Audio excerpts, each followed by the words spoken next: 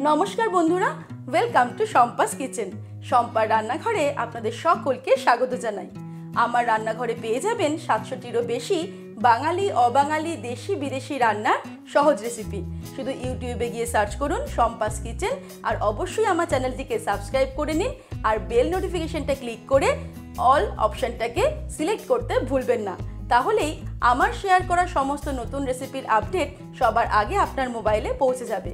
তাহলে চলুন দেখে নিই আজকে আপনাদের জন্য কী রেসিপি নিয়ে এসেছি আর সেটা কত সহজে তৈরি করছি। আজকে নিয়ে এসেছি খুবই কম সময়ের দারুণ tasty easy instant food cake recipe, যা তৈরি করে আমরা নতুন বছর সেলিব্রেট করতে পারি, পরিচিত বন্ধু বান্ধব, আত্মীয় স্বজনদের গিফটও করতে পারি। সকল বন্ধুদের নিউ ইয়ারের আগাম শুভেচ্ছা জানাই। চলুন তাহলে শুরু করি।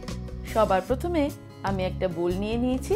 এর মধ্যে নিয়ে নেব এক মুঠো কুচানো খেজুর, দিয়ে দিচ্ছি কয়েকটা কুচিয়ে নেওয়া চেরি, এক মুঠো কিশমিশ দিয়ে দিলাম,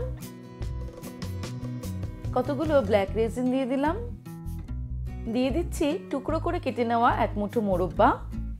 এরপর এর মধ্যে অ্যাড করে দেব কুচিয়ে রাখা প্লাম, দিয়ে দিচ্ছি এক মুঠো ক্র্যানবেরি, দিয়ে দিচ্ছি কুচিয়ে রাখা অরেঞ্জ পিল,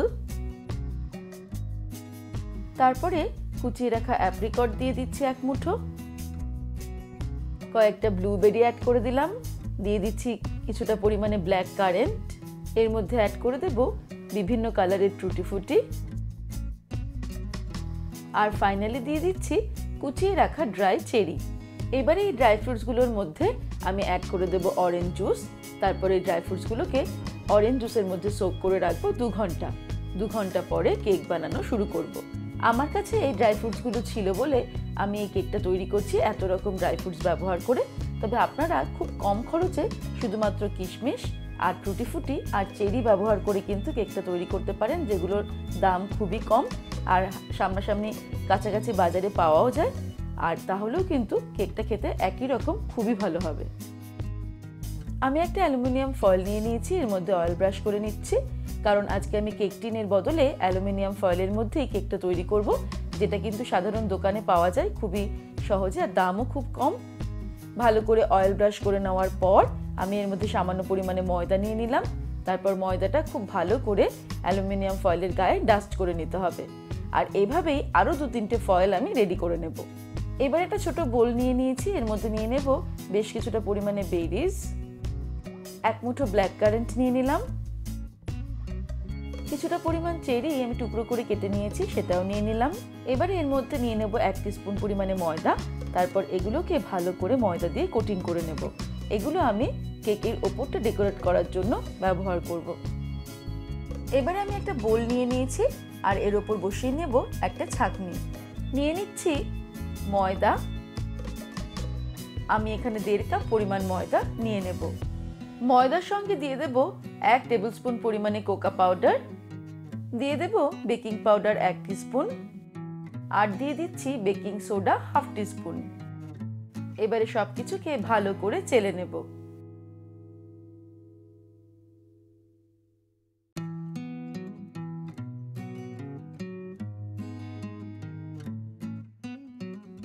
সবকিছুকে ভালো করে মিক্স করে নিচ্ছি। এইভাবে আমাদের কেকের ড্রাই ইনগ্রেডিয়েন্টস রেডি হয়ে গেল। তারপর চলে যাব পরের স্টেপে। এবারে একটা বড় বোল নিয়ে নিয়েছি, তার মধ্যে নিয়ে নেব 1 কাপ পরিমাণে ব্রাউন সুগার। এবারে এই ব্রাউন সুগারের মধ্যে অ্যাড করব এক্সট্রা লাইট অলিভ অয়েল।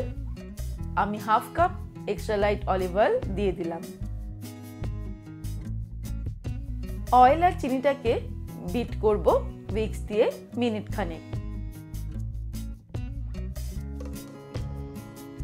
তারপর এর মধ্যে একটা ডিম ফাটিয়ে দেব। ডিমটাকেও ভালো করে চিনির সঙ্গে মেশাতে মেশাতে বিট করব 2 মিনিট।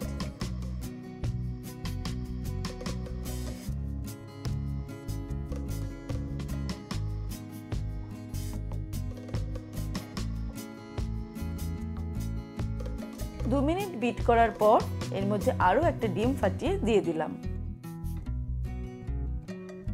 আবারও এটাকে মেশাতে মেশাতে 2 মিনিট উইক্স দিয়ে বিট করব।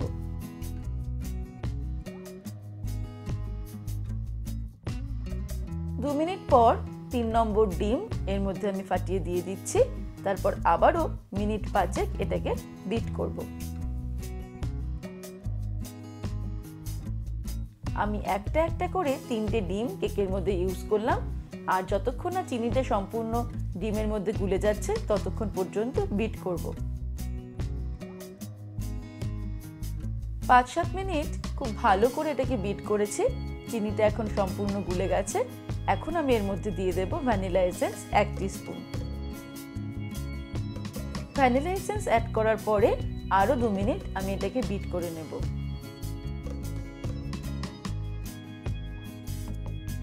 এবারে আমাদের হ্যান্ড হুইস্কের কাজ শেষ। আমি এবারে ড্রাই ইনগ্রেডিয়েন্টস এর মধ্যে অ্যাড করব, তবে সম্পূর্ণটা একেবারে অ্যাড করব না, 2বারে অথবা 3বারে অ্যাড করব। একটা স্প্যাচুলা দিয়ে মেশাতে থাকব।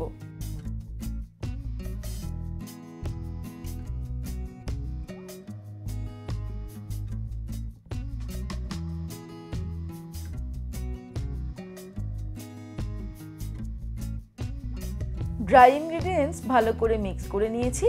এবারে আমি এর মধ্যে অ্যাড করব ড্রাই ফ্রুটস। যে ড্রাই ফ্রুটসগুলো আমি 2 ঘন্টা আগে অরেঞ্জ জুসে সোক করে রেখেছিলাম সেটা এবারে এখানে অ্যাড করে দেব।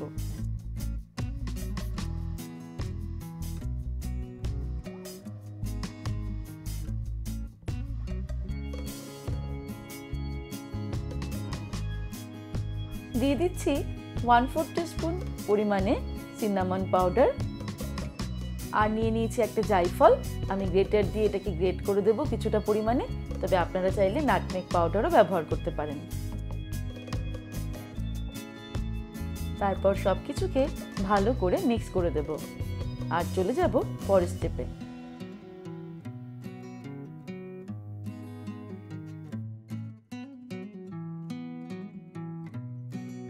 তারপর আগে থেকে রেডি করে রাখা অ্যালুমিনিয়াম ফয়েলের মধ্যে আমি কেকের ব্যাটারটা ঢেলে নেব। সম্পূর্ণটা ভর্তি করা যাবে না, 3 ভাগের 2 ভাগ আমি ভর্তি করব আর 1 ভাগ অংশ ফাঁকা রাখতে হবে।